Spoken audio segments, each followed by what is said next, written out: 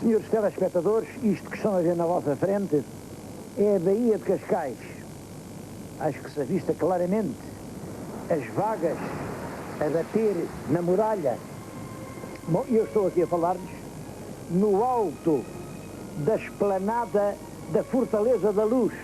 Chamavam-lhe da Luz porque antigamente ardia aqui uma fogueira para guiar os navegantes.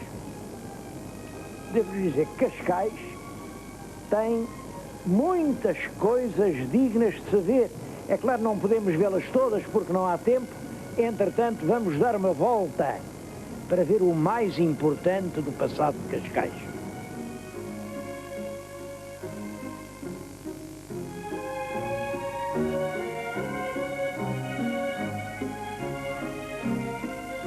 Os senhores telespectadores vejam onde eu vim começar este programa. Aquilo parece um arquivo, e é o arquivo do Gabinete de Arqueologia da Câmara de Cascais. Outrora não era um gabinete, era uma garrafeira. Era aqui, nesta cave, que o senhor Conde de Castro Guimarães guardava os seus excelentes vinhos. Mas é realmente para falar de arqueologia que eu aqui venho. Não sei se lembram, quando falei de Sesimbra, expliquei o aparecimento da vila de Sesimbra por razões geográficas. Há este grande troço de costa, uma costa que corre sem abrigos, do sul para o norte, sul-norte, mas aqui, subitamente, um troço de costa leste-oeste. E é neste troço de costa que vem a nascer Sesimbra, numa pequena baía. A situação repete-se em relação a Cascais. Volta a haver aqui uma costa que corre do sul para o norte, sem ancoradores, sem abrigos. Mas aqui está uma bela enseada a que hoje chamamos a Baía de Cascais. Eu tenho aqui ampliado o Concelho de Cascais, reparem, isto, em ponto maior, e aqui está, ampliado o abrigo marítimo, onde veio a nascer a Vila de Cascais. Naquele outro mapa, compreendem cada um daqueles círculozinhos negros, e são às centenas, é uma jazida pré-histórica. É realmente esta situação geográfica que explica a extrema riqueza da pré-história no Concelho de Cascais.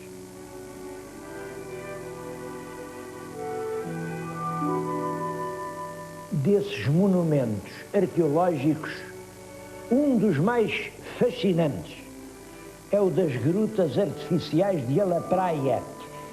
Ficam aqui, a poucos quilómetros de Cascais, podem ser visitadas. Claro que quem as quiser visitar deve dirigir-se aqui, a esta secção de arqueologia, para poder ser acompanhado, mas foi lá que apareceram algumas coisas únicas em toda a arqueologia mundial.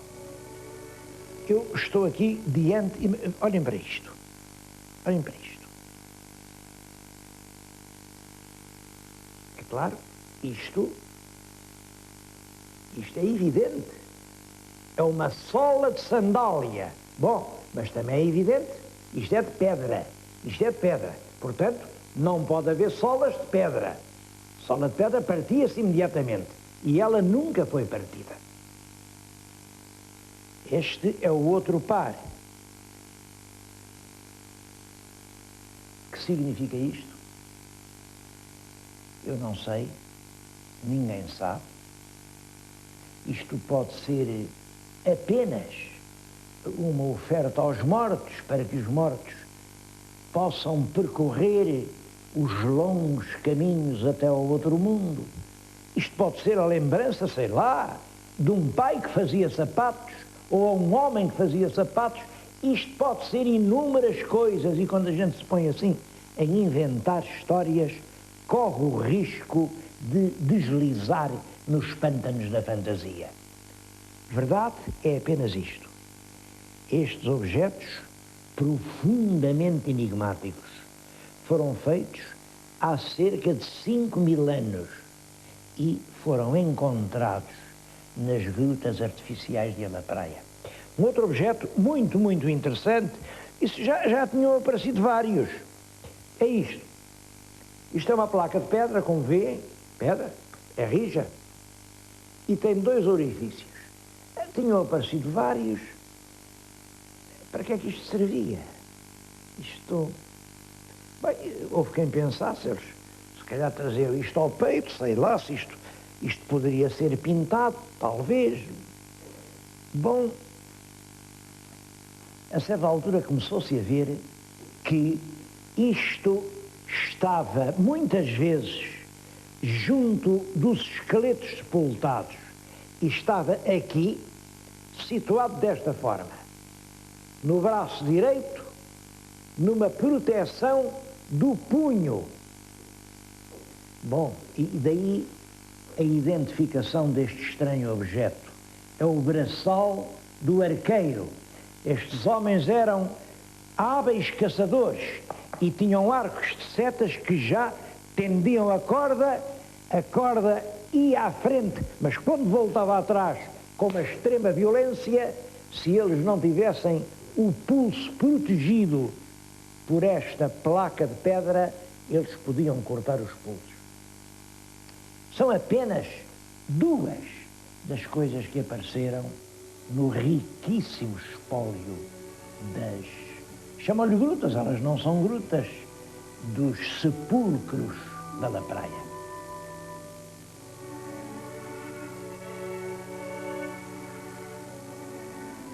Bom, depois, já nos tempos históricos, há aqui em Cascais muitos vestígios de uma ocupação romana relativamente intensa. Aqui na área do concelho, imaginem que já encontraram vestígios de 17 vilas. 17. Isso a mim surpreende-me, porque, como sabem, os romanos vinham por mar, mas vinham pelo Atlântico. De Itália aqui, vem-se pelo Mediterrâneo e, portanto, porquê é que eles vinham aqui para o lado de Cascais e não se situavam na zona de Lisboa, onde havia uma bela cidade romana, autoridades romanas, já explorações romanas? A verdade é esta: muitos preferiam vir aqui para longe de Lisboa. Nesta altura isto era longe de Lisboa. Bom, a minha ideia é que isto já está ligado com as guerras civis. Estes homens já eram foragidos que procuravam um espaço de paz fora do mundo em guerra. Tenho aqui um capitel romano, não é nenhuma coisa gigante, mas é uma peça bonita. Um capitel de uma vila aparecida aqui, não longe de Cascais, mas tenho, sobretudo, uma peça, de facto, extraordinária. Isto, eu não sei explicar. Isto é a cabeça de um africano. Está finamente moldada. Em nenhum museu europeu se guarda qualquer coisa semelhante a esta. Como é que este africano veio parar a Cascais? Bom, o estudo da arqueologia está cheio de perguntas difíceis e de respostas fáceis. Eu não sei como isto veio parar aqui. É um dos tais enigmas à espera de explicação.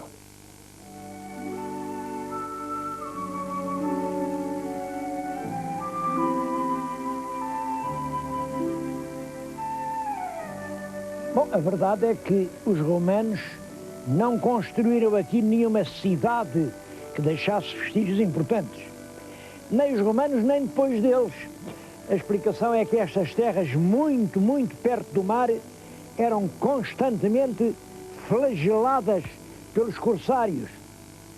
Apesar de tudo, os pescadores aqui se aguentavam nos seus pobres casebres e quando, já na Idade Média, exatamente em 1364, o rei Dom Pedro, o Pedro Cru, o Pedro da Inês de Castro, e levou esta aldeiazinha de pescadores a vila.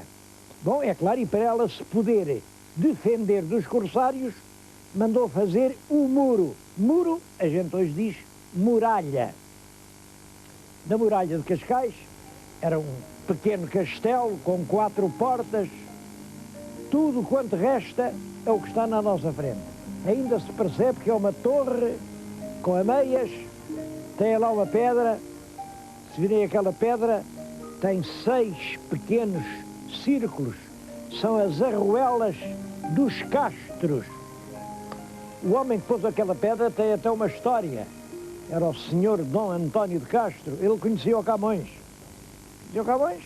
E um dia pediu-lhe um poema, não sei para quê, por qualquer razão, pediu-lhe uns versos. E prometeu, faz-me lá isso, que eu depois mando-te meia dúzia de galinhas. Então, de Camões, que tinha que fazer os versos para comer, porque esta que era a situação em que ele se achava, lá fez os versos e tal, lá se esmerou, mandou os versos ao senhor Dom António, e o senhor Dom António deu ordem a um criado, leva lá meia galinha, meio frango, cortou uma galinha ao meio, mandou meio frango ao Luís de Camões. O Camões recebeu e agradeceu o meio frango, mas agradeceu com esta trova que ficou célebre: 5 galinhas e meia deve o senhor de Cascais, e a meia vinha cheia de apetite para as mais. Vejam como, devo dizer que do senhor Dom António de Castro, senhor de Cascais, isto é a história assim que mais lembra, ficou conhecido por isto, por não pagar uma dívida ao poeta. Cascais fez bem que recorda na sua praça principal o rei Dom Pedro, porque realmente Dom Pedro é quem transforma a pobre aldeia numa vila que a partir daí vai crescer. Mas perto, muito perto da estátua de um rei, do rei Dom Pedro, vê-se o busto de outro rei, o rei Dom Luís. É porque realmente tanto fez um como o outro por Cascais. Um fez de Cascais vila, o outro transformou-a numa estância balnear, onde a corte gostava de vir.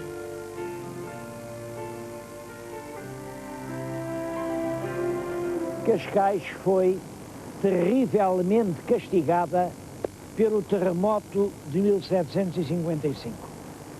Uma onda gigantesca percorreu a vila inteira. Enfim, não ficou realmente pedra sobre pedra. Bom, e essa é até uma das razões porque o castelo hoje não existe. Os camponeses, os pescadores, foram às ruínas das muralhas e cada um levou uma pedra para fazer outra vez e pôr em pé a sua pequena cabana. E Cascais só volta a ser uma vila com um certo recorte urbano, uma certa elegância, depois que o rei resolveu vir para a praia. Bom, como calculam, antigamente os reis não iam para a praia. Nem os reis, nem os nobres, nem as pessoas que se prezavam. As férias eram no campo. Bom, ainda hoje, as pessoas assim muito snobs dizem que vão para a quinta. Vão para a quinta, não vão para a praia. É o rei Dom Luís o primeiro quem, e foi exatamente em 1870, ele tinha passado o verão em Sintra, mas quando o verão estava a acabar disse: agora vou fazer uma temporada de praia, e veio para Cascais. Ele gostou, foi ali para a Cidadela, porque é claro, o rei não tinha casa em Cascais, como é que havia casa para um rei numa aldeia de pescadores? Foi para a Cidadela, para a casa do governador do regimento. O regimento era o 19. O 19 de Cascais era famoso. Tinha andado nas campanhas da Restauração e dizia-se que nunca perdeu uma batalha. Sabem porquê? Tinha lá um oficial, punham lá o oficial em cima do andor vinham as balas, bomba, nunca o mataram, era o Santo António. Santo António esteve em todas as batalhas e cada vez que escapava promoviam-no. Mais um galão, tenente, capitão, major, tenente-coronel, ele ainda lá está e já é coronel. Coronel, o coronel do 19. Bom, pois foi para a casa do governador, que foi El Rei Dom Luís, em 1870. A partir de então, aquilo foi realmente uma residência real. O Dom Carlos voltou a ir para lá muitas vezes, gostava daquilo. Acaba a monarquia, vem a República, os presidentes foram para lá, esteve lá o general Carmona, esteve lá o Bernardino Machado, esteve lá também o Craveiro Lopes, enfim, foi uma residência presidencial e hoje depende da presidência da República. Eu gostava de lhes mostrar as instalações interiormente, mas aquilo está em obras, enfim, e não consegui entrar lá dentro. Agora calculem se aqui estava o rei, se o rei estava na praia, onde é que se iam meter os fidalgos? E começa a haver uma corrida de Lisboa para Cascais. Toda a gente gosta de estar sempre perto do senhor que manda. Toda a gente se aproxima do senhor de cima. E o rei era o senhor de cima.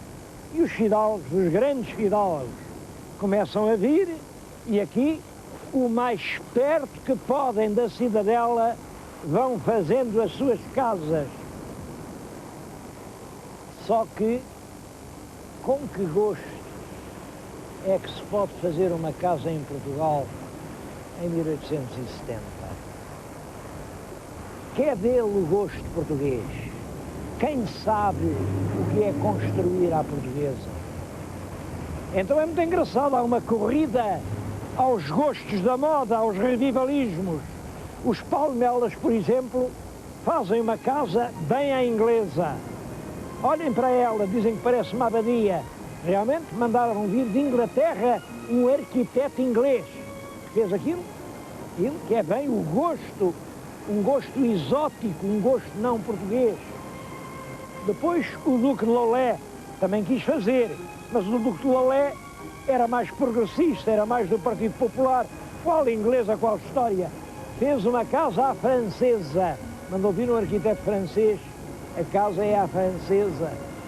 E os suíços? É claro, os chalés suíços são mais ali no Monte Estoril. Mas olhem para aquela casa que era dos Herédias. Tudo aquilo é querer fazer lembrar Suíça. Até que, enfim, houve um que se lembrou. Vamos fazer isto à maneira de Portugal. E surge, então, o que eles diziam que era um gosto português. Esta casa foi construída por um banqueiro, Jorge O'Neill, e tem os elementos, lá tem umas coisas a quererem parecer manuelinas, lá tem os elementos góticos, lá tem os azulejos, lá tem as janelas de guilhotina e a torre, sobretudo a torre. Uma torre a lembrar os nobres palácios medievais, que aliás nunca existiram em Portugal. Pois bem, isto era um modelo de bom gosto para as pessoas que sentiam a necessidade de inventar um estilo português. É neste movimento que vem a nascer o Raul Lino. Jorge O'Neill fez a casa, mas passado pouco tempo vendeu-a a um sócio, o Manuel de Castro Guimarães, seu sócio nos negócios da banca e também um homem ligado à alta finança. Hoje pertence à Câmara Municipal de Cascais e é o Museu de Castro Guimarães. Podem crer que é um museu que merece uma visita. Nós vamos entrar lá dentro.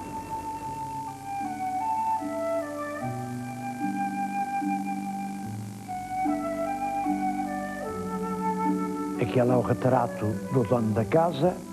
Como veem, está de sobrecasaca, uma grande corrente de ouro, uma pedra preciosa na gravata É bem o tipo do banqueiro, a data é 1904. É o dono da casa em 1904. Junto dele está a mulher com quem estava casada, a Dona Mariana. Eles não tiveram filhos, mas reparem também no realismo inexcedível do retrato. Ele não perdoou nada. O pintor era um Vítor Corcos. Ele foi pintor da família real. Um pouco por essa altura, pintou a rainha Dona Amélia. É também uma excelente execução. A rainha devia ser exatamente assim, nem melhor nem pior.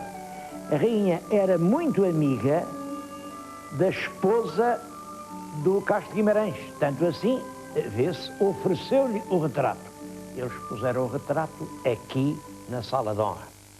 Muito amiga, e eu creio que o Castro Guimarães, o Manuel de Castro Guimarães, valia à família real nas dificuldades de dinheiro, porque os reis frequentemente passavam, ele emprestava muito dinheiro. E no fundo foi isso o que o rei Dom Manuel pagou quando, em 1909, já depois da morte do rei Dom Carlos e poucos meses antes do fim da monarquia, deu ao banqueiro Castro Guimarães o título de conde. É por isso que este museu se chama hoje do Conde de Castro Guimarães. Ele juntou aqui algumas belas peças, mas de todas, há uma que é efetivamente preciosa, que eu gostava muito que visse. Penso que o maior tesouro que há neste palácio é realmente este livro. É a chamada Crónica de Dom Afonso Henriques, do Duarte Galvão, e tem na primeira página representada Lisboa. Quero-lhes dizer que este é o mais antigo retrato de Lisboa de que nós dispomos. Pode ter alguma fantasia, porque aquilo é como o cronista pensava que Lisboa seria quando foi cercada em 1383 por El Rei de Castela. Aqui deste lado, aliás, ainda se vê o exército castelhano. Mas o rigor, está aqui o Terreiro do Paço, já com o Paço da Ribeira, casa a casa, janela a janela, é realmente um exemplar precioso.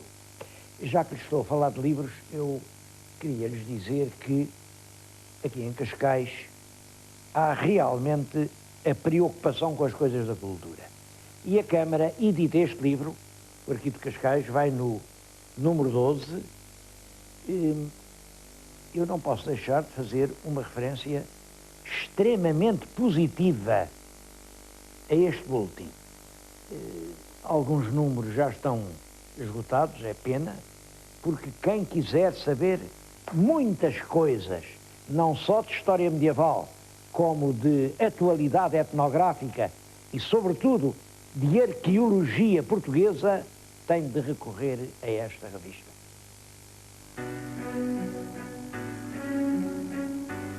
Mas não era propriamente para falar de livros que eu vim hoje a Cascais. Eu não queria acabar sem fazer referência a um dos aspectos tocantes desta povoação. É o papel de refúgio, de último abrigo, que ao longo do tempo a terra tem tido para as famílias reais, quando um trono se abate e os monarcas ficam sem terra, muitos deles têm vindo aqui e têm vindo morrer a Cascais. Isto é realmente uma espécie de Finisterra da Europa. É o último ponto do território europeu. O rei Humberto II de Itália, quando os italianos proclamaram a República, veio para aqui. Ele começou por arrendar aquela casa, que hoje está um pouco em ruínas, mas logo a seguir mandou fazer uma onde passou todo o resto da sua vida. Está aqui na nossa frente, é a Vila Itália. O filho do Afonso XIII de Espanha, quando cai também a monarquia, é o Conde de Barcelona, veio se instalar aqui. Ele veio no Estoril, e por aqui criou os filhos. O rei Juan Carlos de Espanha, que atualmente é reinante, passou aqui uma grande parte da sua mocidade, e outros.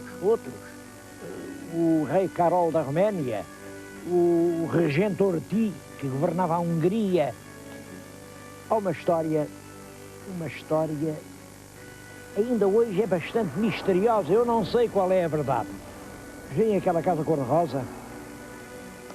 Bom, aquela era a casa do Dr. Ricardo Espírito Santo. Quem lá esteve há algumas semanas foi o Duque de Windsor. Tinha sido rei de Inglaterra com o título de Eduardo VIII. Mas foi esse que renunciou ao trono porque ele queria casar com a senhora Simpson. A senhora Simpson era uma senhora americana, estava divorciada, e diz-se que foi por isso que ele teve de renunciar ao trono. Bom, aqui em Cascais contam outra história. Diz que ele esteve aqui, nesta casa, há algumas semanas, à espera de uma oportunidade de se escapulir para a Espanha.